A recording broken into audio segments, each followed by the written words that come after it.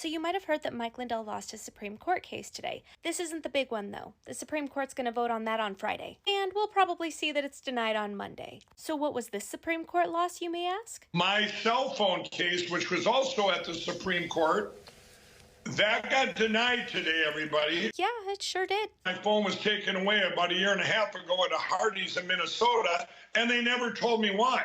I said, well, if it's for January 6th, I want to go there. I want you guys to arrest me. I wanted to get the word out. I didn't care, and I don't. I'm really confused about this. Is this him admitting that he participated in January 6th? Anyway, they did tell him why, over and over again. This is in relation to Tina Peters, the county clerk in Colorado that took a copy of her election management server and gave it to Lindell, and then he proceeded to post it on his website. So his phone was confiscated, and she's currently awaiting trial. Now, I know that trial was supposed to start a year ago, but she keeps delaying it. Probably because she knows she's guilty. I took it to the Eighth Circuit in Minnesota, and those judges made a horrible ruling. How do you explain that, Pat? And he said, Mike, it can only be explained in one word: lawfare.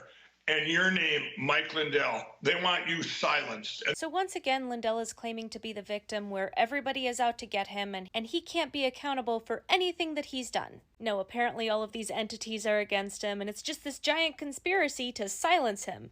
Yeah, okay. But tonight he was joined with this fake pastor that claims to speak for God. 'Cause that's not blasphemous or anything. And look at what God does. He chooses a man, Mike Lindell, and starts a pillow fight, so to speak. In other words, they started a pillow fight. God gets in the fight, I should say. But guess what, Mike?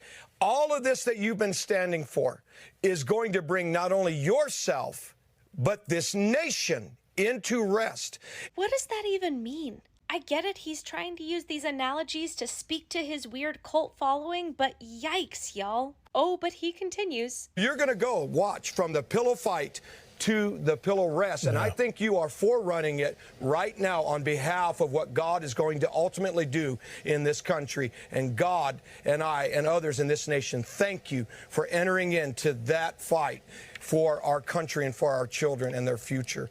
We are coming into rest. And the way Lindell is just nodding along and agreeing with him. What? Y'all, this isn't normal. A ton of people follow this guy, and this is who Trump props up to the cult. We are going full speed ahead into this win that we're going to get to save our country. He thinks he's in some sort of holy war and he's the representation for good. And if what he wants doesn't come to fruition, then it'll be the end times and he'll go to heaven. And so many Trumpers follow this nonsense. Y'all, I've lost hope for humanity.